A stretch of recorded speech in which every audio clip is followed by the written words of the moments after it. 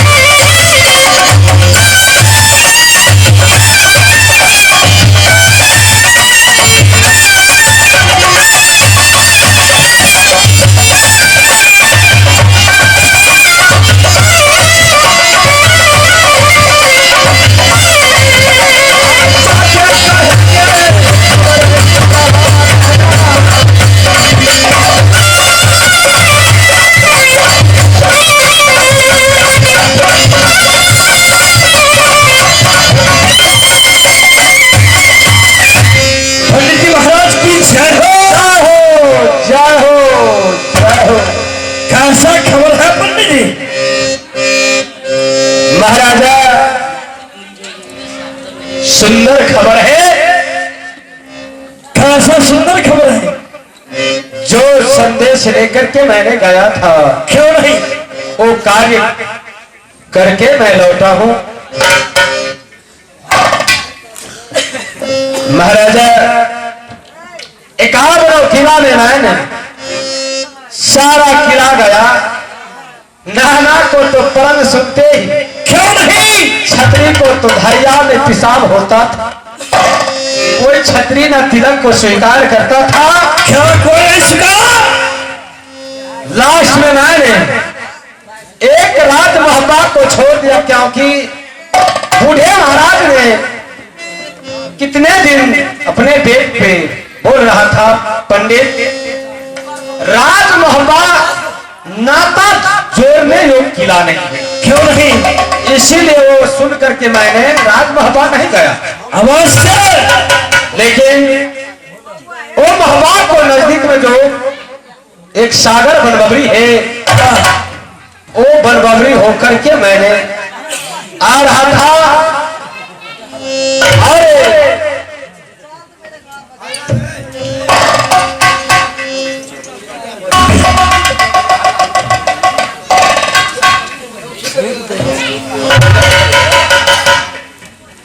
कहा तो एकावन किला में मैंने घोड़ा था तो रिस तो लगा था, क्यों नहीं वो बातें बीती हुई बात में बोलते ही आ रहा था तो हमको मुख से तो गाली भी निकला। अरे छतरी और आ गए, कोई ऐसा माय कोलार पैदा न लिया जो राज नैना को तिलक को स्वीकार करे। राजा तो उदल और देवा नाम का दो छतरी है, वो बनबबरी में खेल रहा था शिकार। सारा ओ उदल ने आकर को हमको कब्जा को थामा।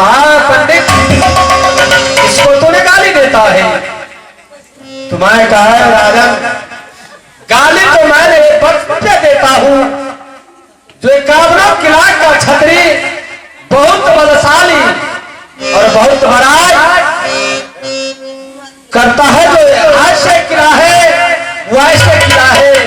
और सारा किला में घुरा कोई छतरी नाना को प्रण सुन करके धरिया में पिसाब होता। तो वचन पे मैंने गाली देता हूं, कौन चीज तू ढूंढ रहा है, क्या संदेश और किसका खोज में है तू?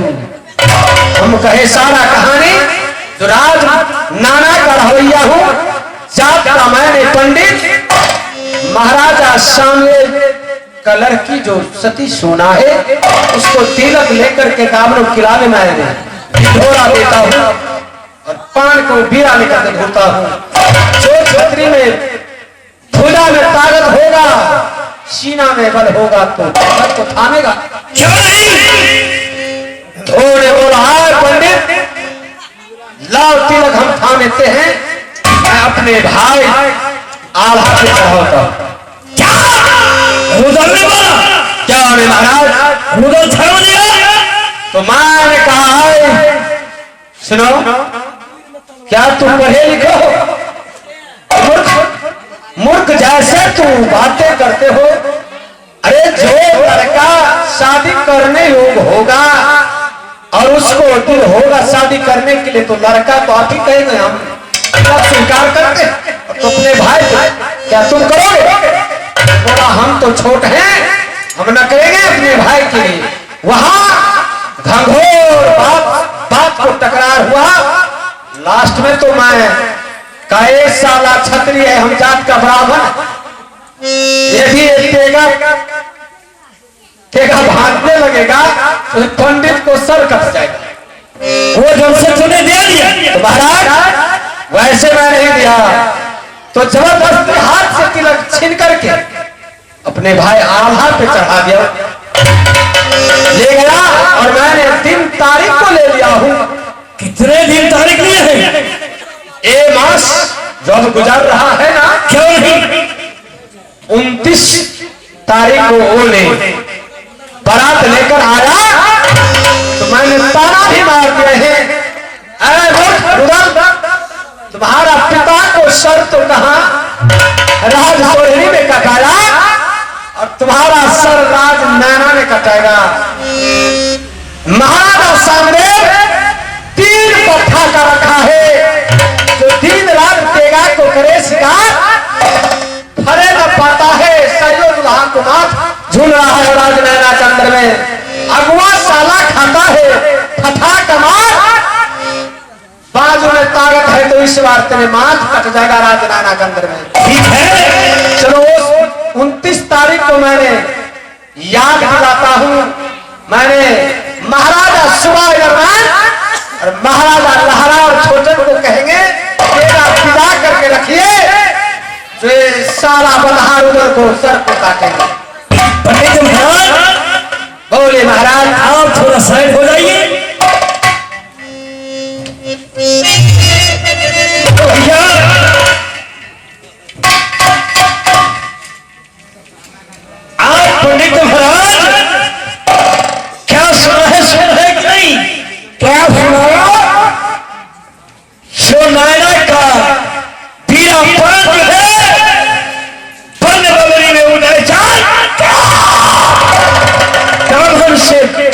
बचिया है साला सर अपने बड़े भैया आधा पर ये पान को पीरा चढ़ाई है। नहीं नहीं साला जात बना लिया जिस दिन में बाबा उसको शासन को सर कटाया मुसलमान को हाथ खाया हिंदू होकर टूटा हो गया।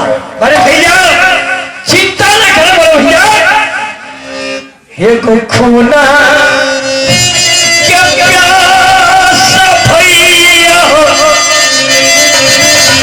ये दिलहरा होना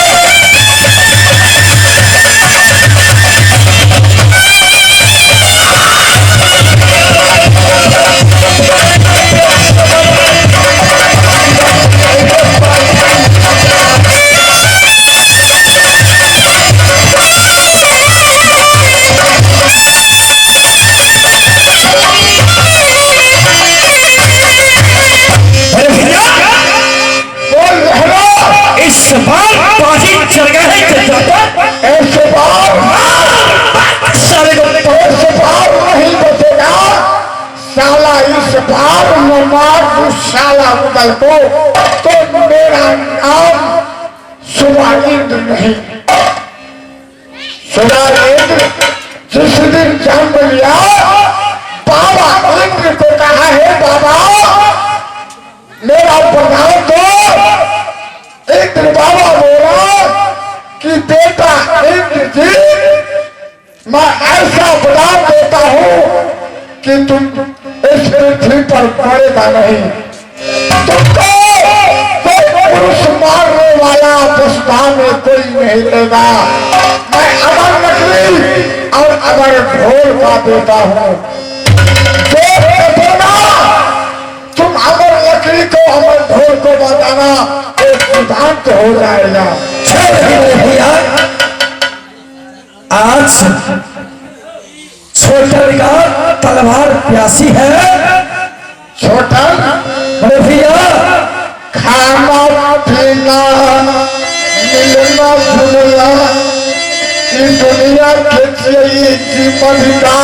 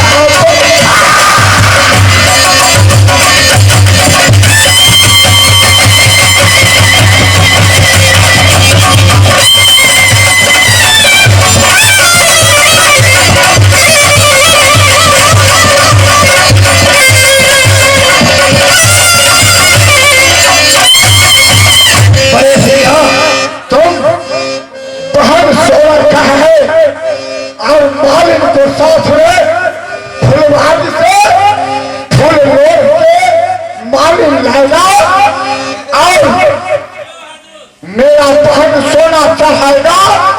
मेरा बहन लक्ष्मीया सोना है, सुन नहीं छोड़ना सोना का।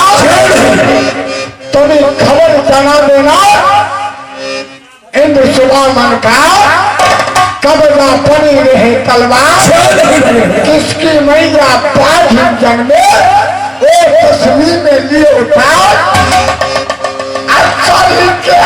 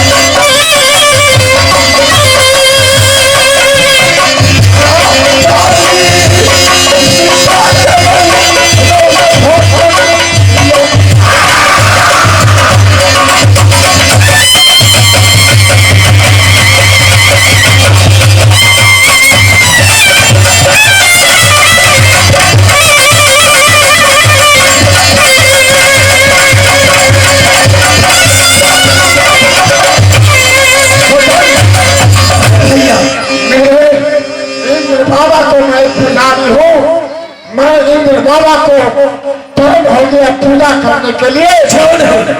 नहीं तभी बहन सोना के बोलवा दे अवश्य बोलाऊंगा भैया। बहन से तो करबो अब बहन से दुआ मांग के देबै हमर बाबुआ।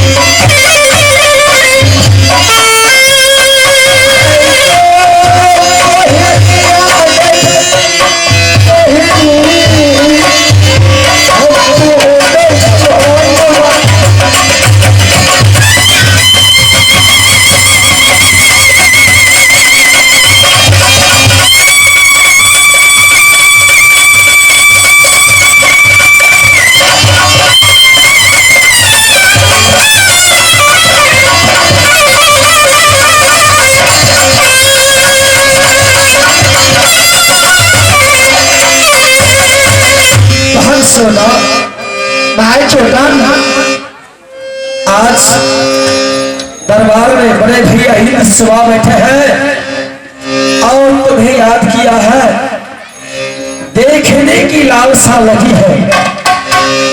मोहिनी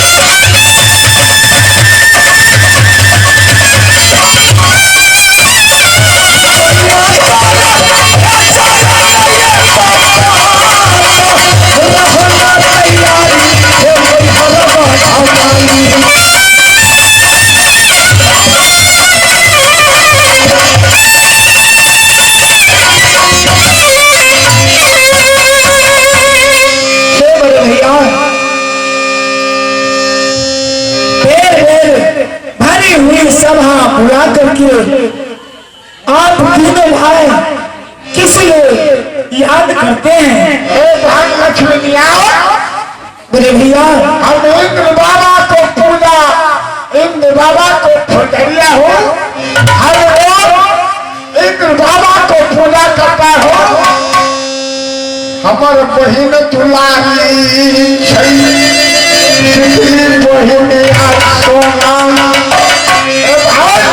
भैया जी तुमको सूरज देखता हूँ, तुमको ये सब कुछ भरपूर देख रहा हूँ। तो मैं इंद्र बाबा को कहता हूँ, हे इंद्र बाबा मेरा बहन सोना लक्ष्मीनिया बहन है, उसको मैं दर्शन करके तुम्हारा फूल और जल चढ़ाता हूँ इंद्र बाबा। भैया जी और इंद्र बाबा बोलते हैं तुम्हारा सोना बहन लक्ष्मीनिया है, तो सोना तो दर्शन करके तू आता है तो ठीक है। मेरा इंद्र बाबा बोलता है कि तुम्हारा दर्शन अच्छा हो गया। ठीक है भैया जी, और आपने इंद्र भगवान को पूजा करके आ गया, मैं भी भोलेनाथ के जाती हूँ पूजा करने के लिए। भैया जी आपका इजाजत हो तो भोलेनाथ के मंदिर में जाकर के पूजा कर लूं।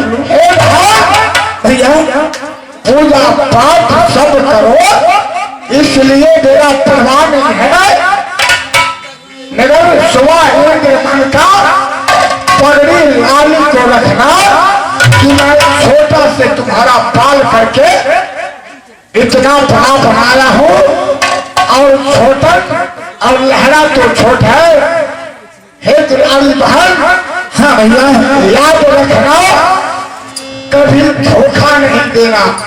नहीं नहीं भैया जी, हे बहन इस संसार में भाई बहन से बढ़ करके क्या होते हैं, अगर धोखा दे दे बहिनिया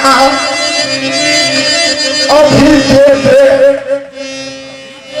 जब धोखा देना हो कीजिए हमें दे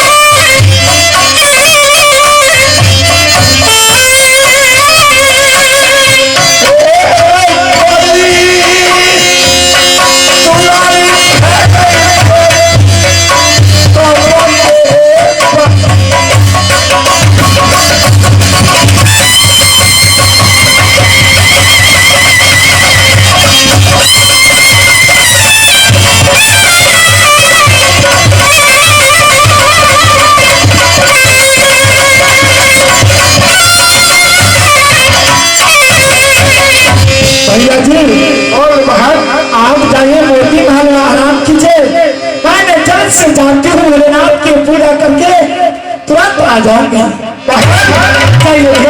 साल महीने होता है, सभी बहन को शादी में होगा, सभी कन्यादान नहीं करूंगा और और पान को विवाह नहीं करूंगा। चैन मेरा नहीं है बहन, मैं जाता हूँ।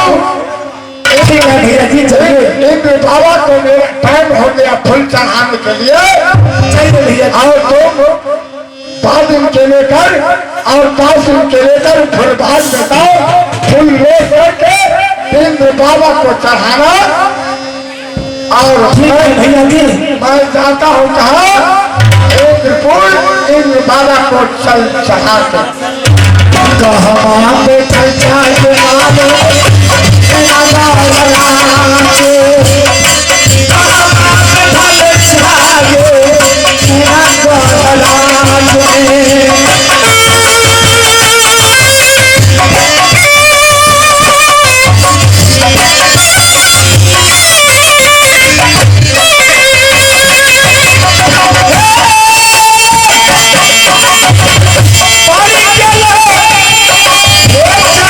Bye.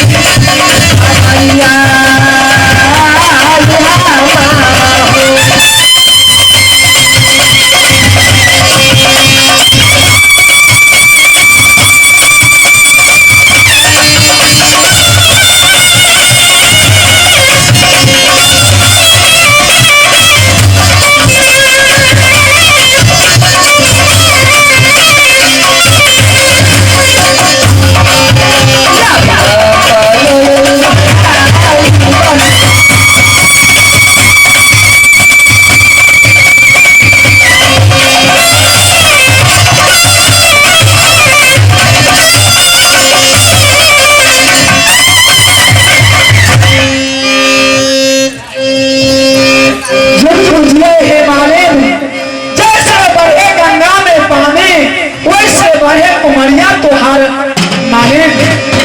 हिमालय में मैं ऋषि ने बुलाई हूँ। यहाँ से तुम चले जाओ फूलबाग और सुंदर सुंदर सा फूल चुन करके और वन से आना। भोलेनाथ की मुझे पूजा करना है। ठीक है मालिक, जल्द से जाओ। अब मेरा सुना ये धरनी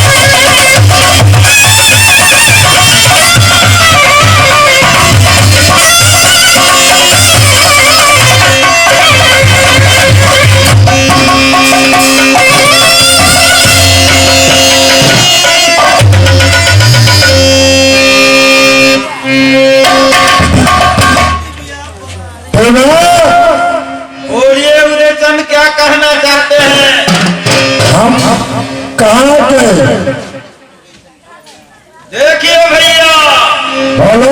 वही फुलवारी है सोमदेवा की, यहाँ रुकना होगा। मेरा पत्ता है, वही है भैया, एक फुलवार सोमदेवा का है भैया। राजा शांतुर की है। बोलिए। घोड़े के पंथों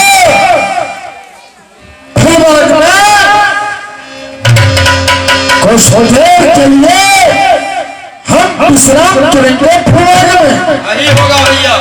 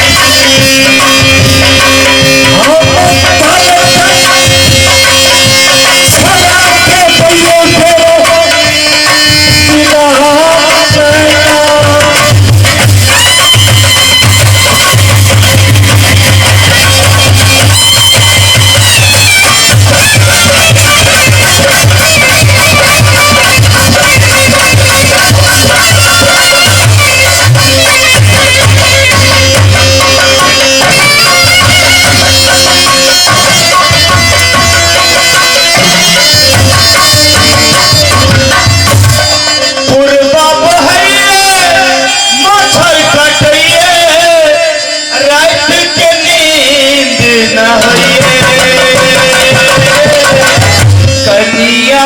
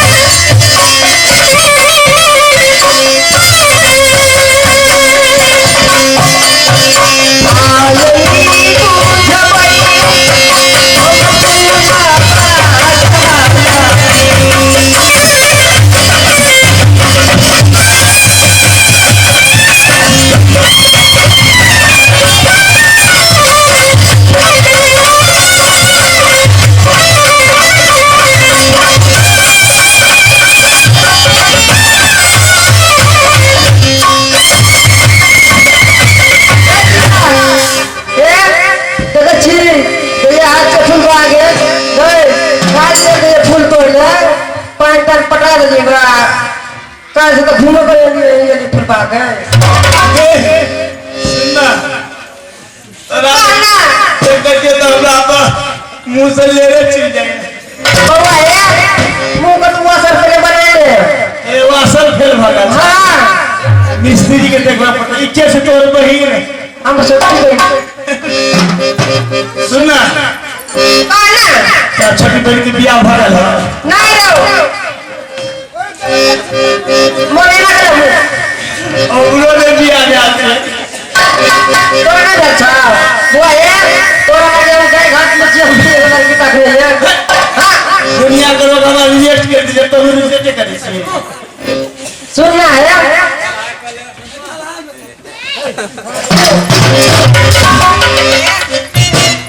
ए बाबा जल्दी चलो ए बाबा फुलबाग में फूल तोड़ बे बाबा और महारानी जी के नेक दिन उठ के बैठ अपनी फुलबाग में आती हो और फूल सुंदर सुंदर झूल के ले जाती हो अपनी महारानी सोना के देती हो और पूजा करती है महारानी सोना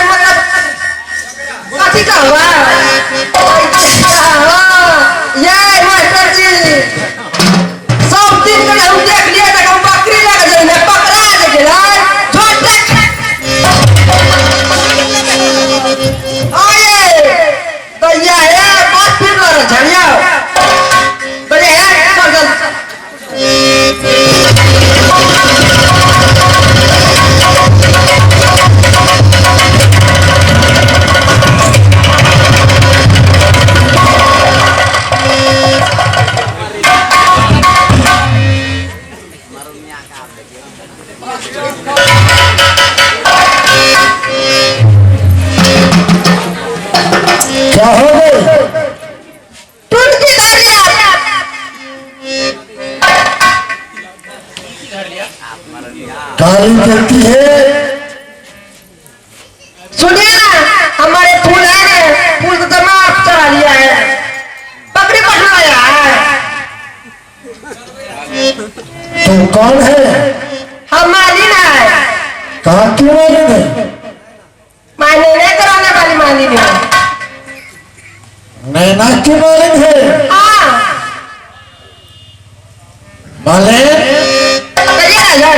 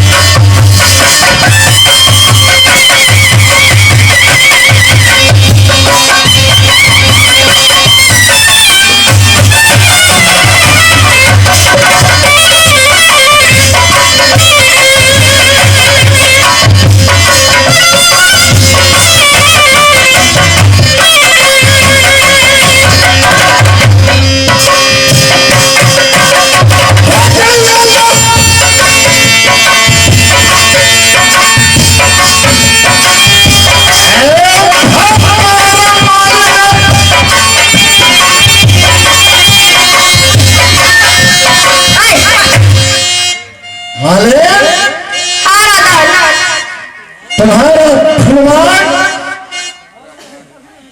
में फूल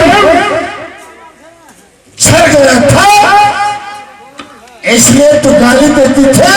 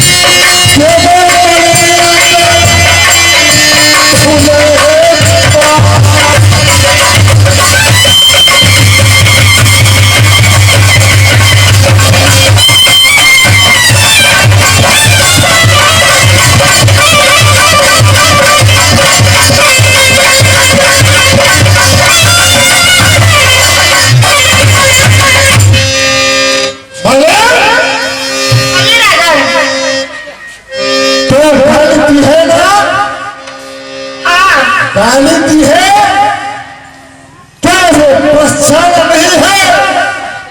गलिया गलिया आज से पहचान हम जाए पहचान करूँ हमको जो हमारे नगरीता का अधिक साइन पर घर से बैठना अगल तब ना दो भाई उसी से बोलना नहीं रिश्ता तुम्हारे।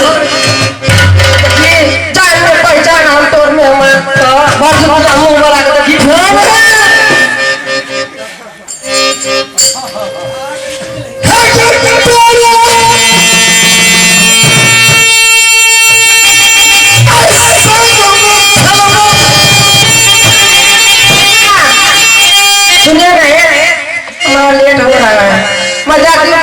अपनी महारानी के लिए कुछ समय देना पड़ेगा।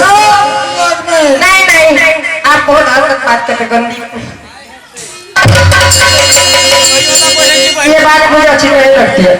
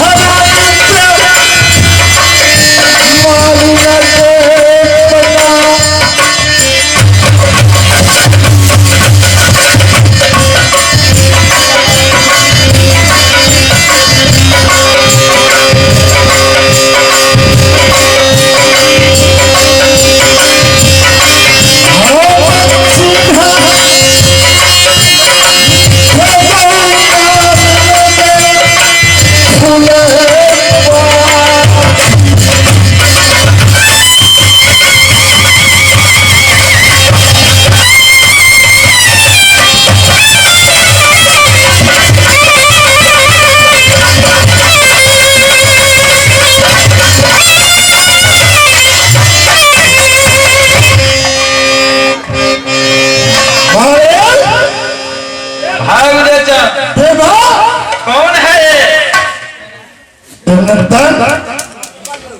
ये मेरा का मालूम है सोना का फुलवार में फूल फूल के ले जाती। सोना को लिए फूल ले जाता है यही कौन है? छोड़ दीजिए उनसे परेशान नहीं कीजिए। ठीक है मैं बोलता हूँ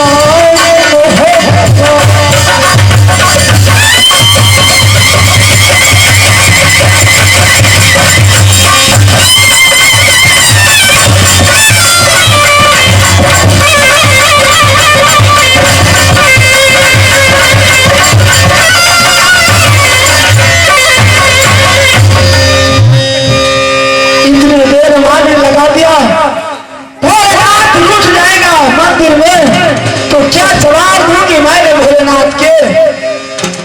आने वाले मालिन के हाथ में बता दूं तुम्हें ना सारा नहीं।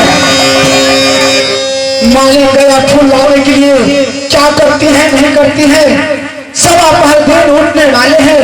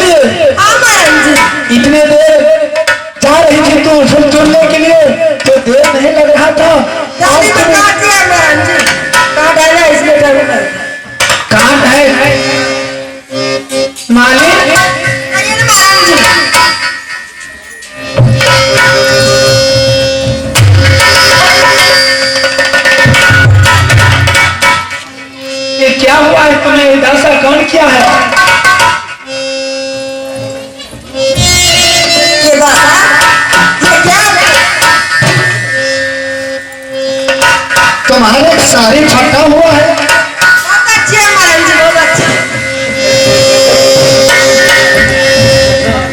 मैंने यहाँ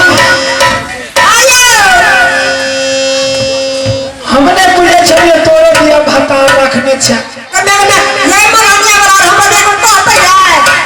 आप हमारा विश्वास गए वाले में आ गए बेटा कब कहता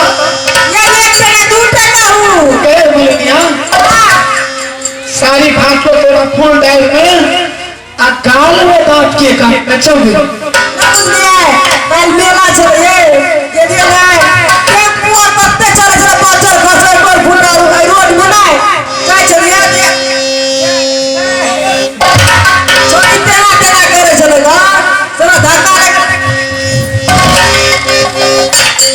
भोलेनाथ की पूजा करने के लिए जा रही थी। भोलेनाथ खुश नहीं हो रहा था। ए महीने अशुभ फूल हर रोज लेकर के आ रहा था। सच सच बताओ ये दुर्गा ने तुम्हें काम किया है?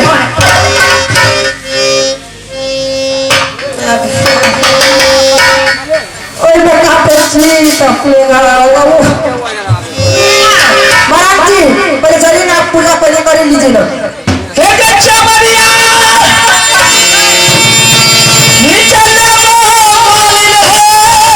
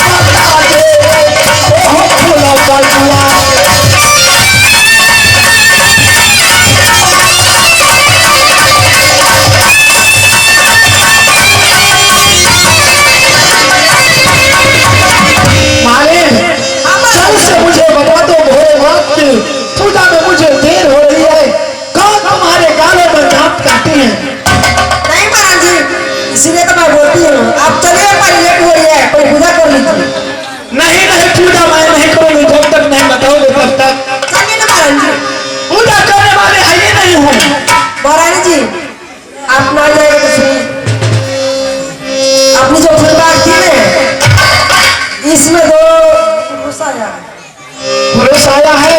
हाँ महाराज जी, तू बनाया है, इतनी सुंदर है देखने में।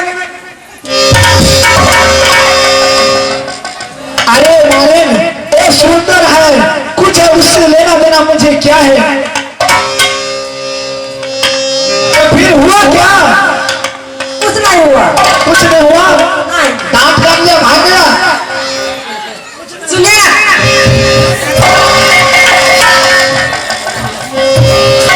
जल्द से बताओ। सुनिए ना, तो अपनी फुलवार में थी ना, तो मैंने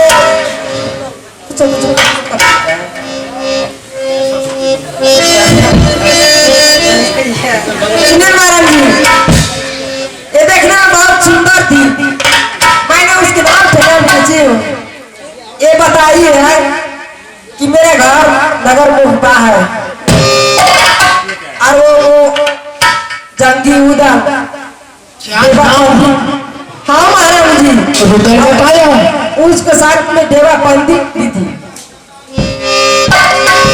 मेरे भैया ने बोल रहा था कि मेरे तिलक इतना ही भेजा है, कामरू किला में तिलक को घेरा है। सुनिए ना, और क्या बताए? तिलक भी लेके आई है। अमर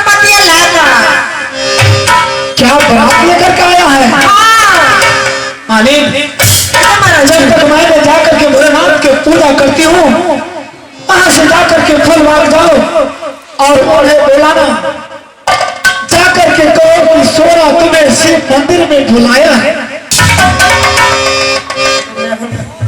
मालिक देर मत लगाओ, यहाँ से जल्द से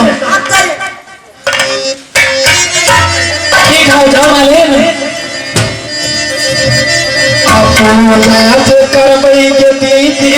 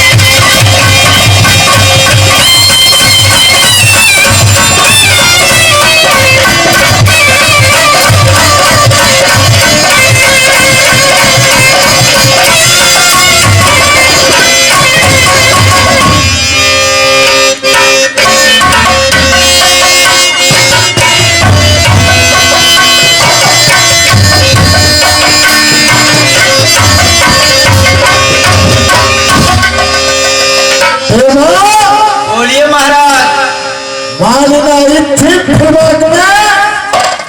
देखिए भैया, मालिन फुलवारी से निकल गया और फिर आएगा। बैठिए। आया नहीं है? नहीं भैया, फिर आएगा मालिन। जानते हो भैया, बिगड़ी काम को बनाना है तो शांति से बैठ जाइए, मालिन फिर आएगा। चलो बरसा।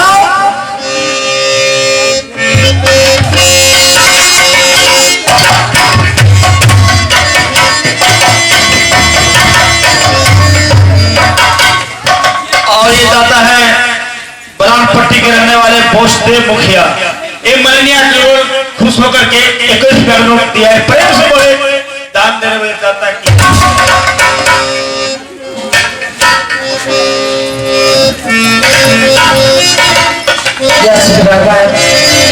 मैंने अपनी फूल बैग में आई हूँ, मैं जाती हूँ, राजन के बोलती हूँ ऐसी सी बात है। आप चलिए, मेरी महारानी सोना ने इसी पर देने बुलाई है। पता है भैया, थोड़े पर बिजली गिर तो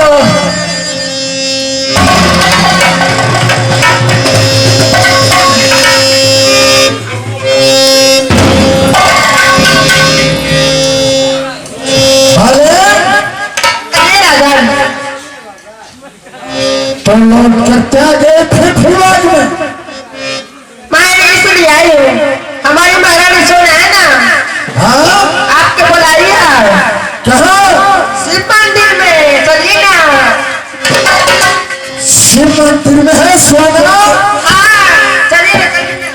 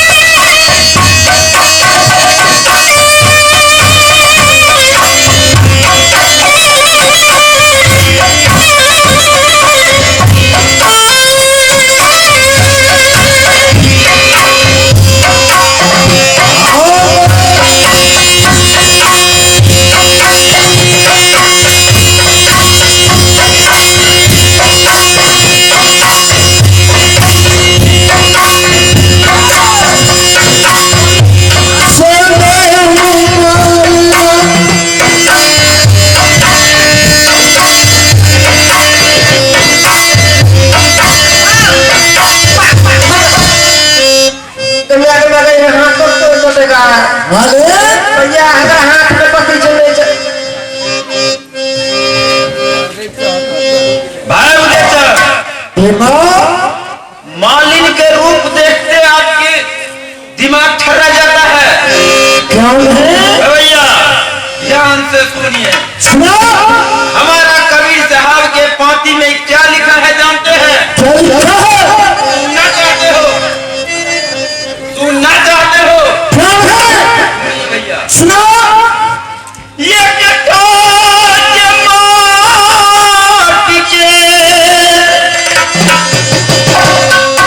भैया एक ही रंग की माटी है विश्व में, अब लाख रंग मुरातिया ये पिंजरा के पंडित एक ही रंग का मूर्ति है भैया, करने वाला तुम्हारे एक ही तो है। काम को बनाना है तो मालिक के साथ में चलिए भैया, विलम्ब नहीं कीजिए। समझ गया मैं।